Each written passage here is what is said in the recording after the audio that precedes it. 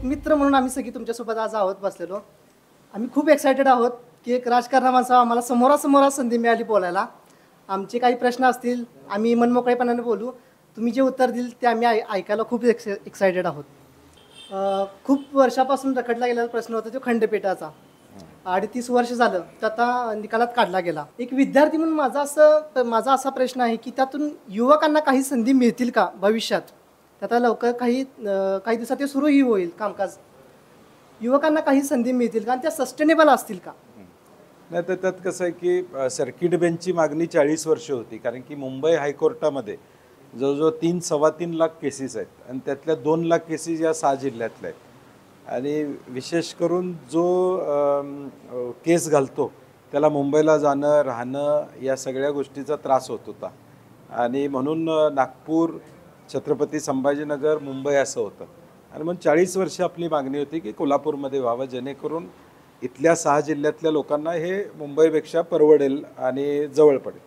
आता job opportunity म्हणली तर ॲडव्होकेट्सना प्रचंड जॉब ऑपॉर्च्युनिटी होणार आहे. आता मुंबईत जे जाऊन प्रॅक्टिस करतात त्यांना इथं हायकोर्टात प्रॅक्टिस करायची संधी मिळेल. मुंबईमध्ये एखाद्या मोठ्या वकिलाकडं हायकोर्टात प्रॅक्टिस करावी लागते त्यांना इंटर्न म्हणून. आता डायरेक्ट ते प्रॅक्टिस इथं त्यांची बाजू मांडू शकतात. आणि ज्यावेळी एखादी व्यवस्था निर्माण होते त्याच्याभोवती अर्थकारणसुद्धा ॲटोमॅटिकली निर्माण होतं.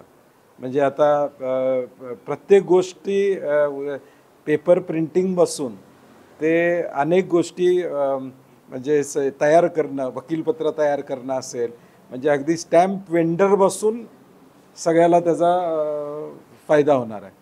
म्हणजे आजूबाजूचे तिथले रेस्टॉरंट असतील, येणारा वर्ग इथं कुठंतरी राहणार, कुठंतरी नाश्ता करणार, 5-6 जिल्ह्यातले आलेले लोक. एस टीतनं उतरला तर रिक्षावाल्याला त्याचा फायदा होणार आहे, एस टीला त्याचा फायदा होणार. येणारी संख्या आता जे मुंबईकडे जातात सगळेजण ते सगळे या 5-6 जिल्ह्यातले कोल्हापूरला येणार. म्हणून त्याचा एक निकाल लवकर लागण्यासाठी फायदा होईल, जे 10-10 वर्ष केसेस पेंडिंग राहतात लोकांच्या.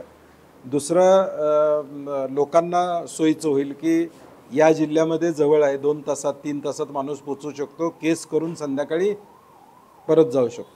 आता मुंबईमध्ये आमच्या आमदार निवासला 50% लोक राहणारे हे हायकोर्टासाठी आणि 50% दवाखान्यासाठी आलेले लोक असतात.